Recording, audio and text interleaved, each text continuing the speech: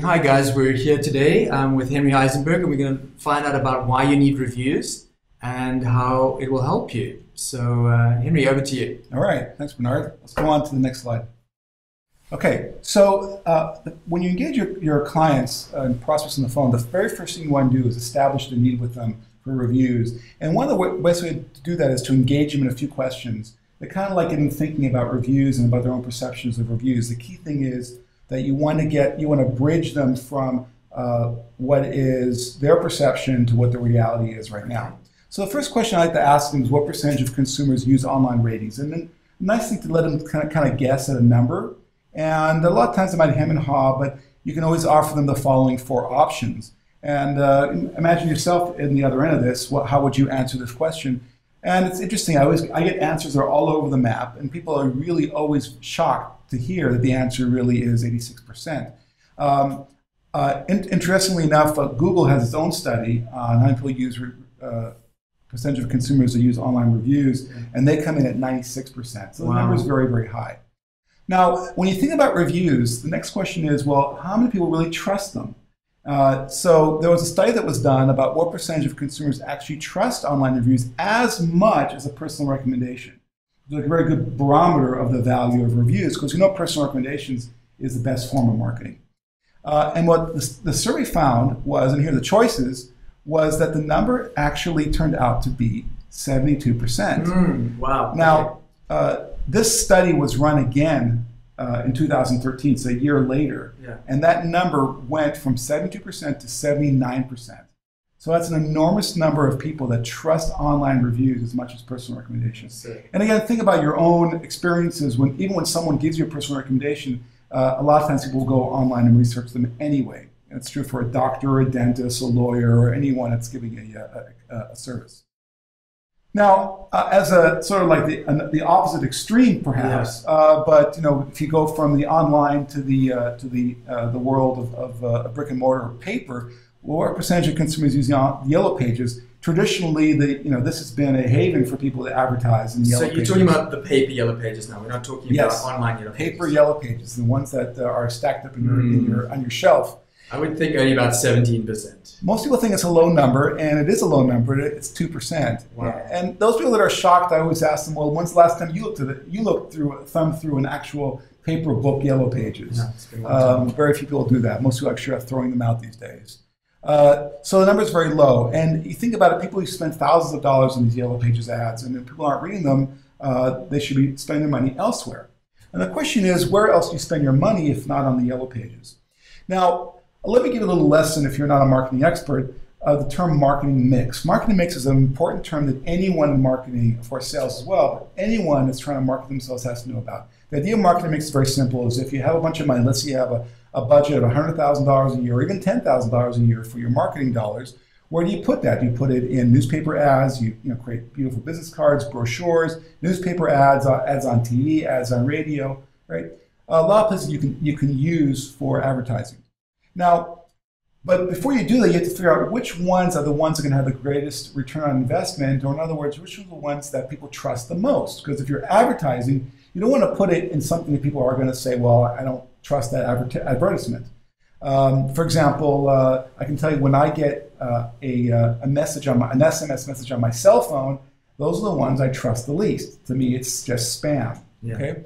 So when you look at this list over here, try to figure out which of these forms of marketing are the most trusted, right? So I'll give you a second look at that, Bernard. And on this list, which of these do you think is the most trusted form of marketing? Okay. I would definitely go with recommendations from people I know. Very good, Bernard. You clearly are an expert in marketing. That's true. Okay. You really can't beat that. People that you know are always going to be the most influential. That's just the way the world works. But unfortunately, a business can't take advantage of that because there was only a limited number of people that can provide those kind of references. And the world that we exist in, it's a mass world, and you really need a lot of other forms of marketing.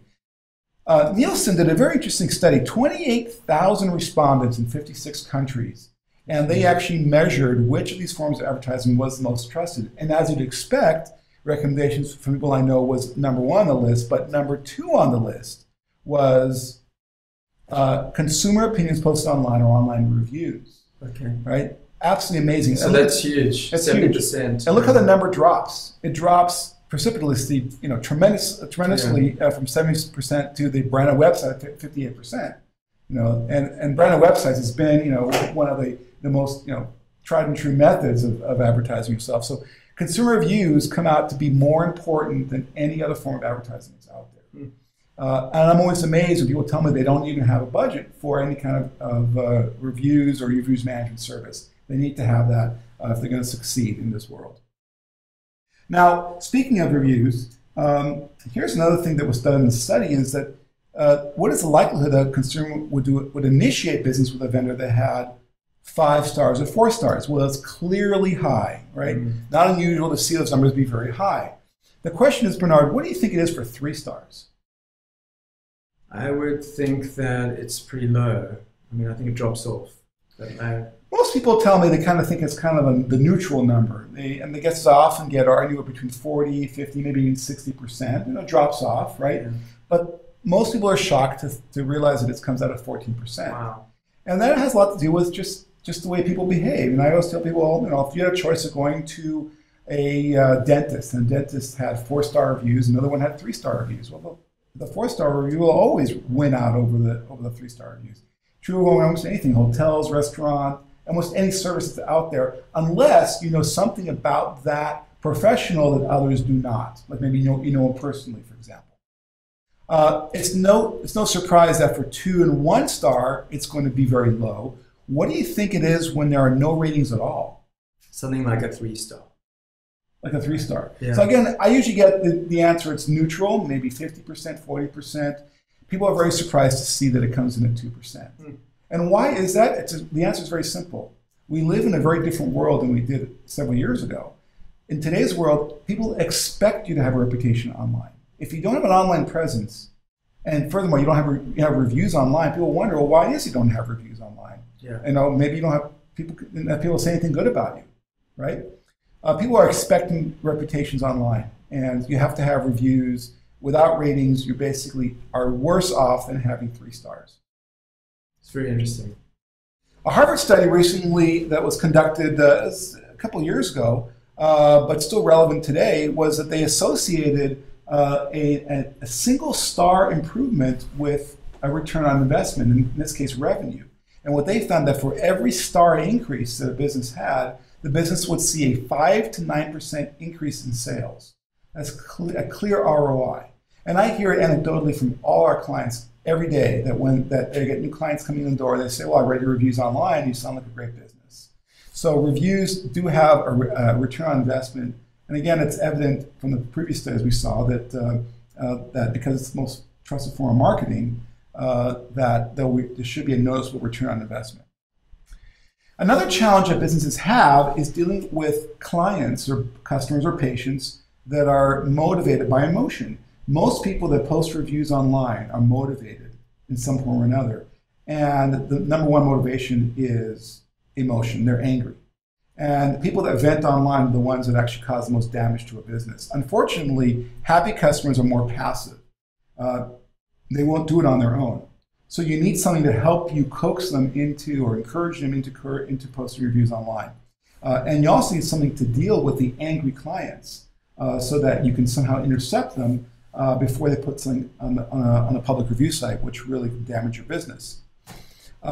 Speaking of angry reviewers, what we found is that when people were angry, they tended to only post one time. So if you can get an event on your own private system, you're much more likely to avert any kind of negative reputation or any kind of a negative impact on your business. Speaking of posting reviews, another interesting study that we look at is the usage of smartphones, and it's pervasive. And you can see the forecast here. Just if you look at just the sales in 2012, this is the light blue and the dark blue areas of smartphones and tablets, and you see the projected growth relative to desktops and laptops. Everyone is going to use a smartphone.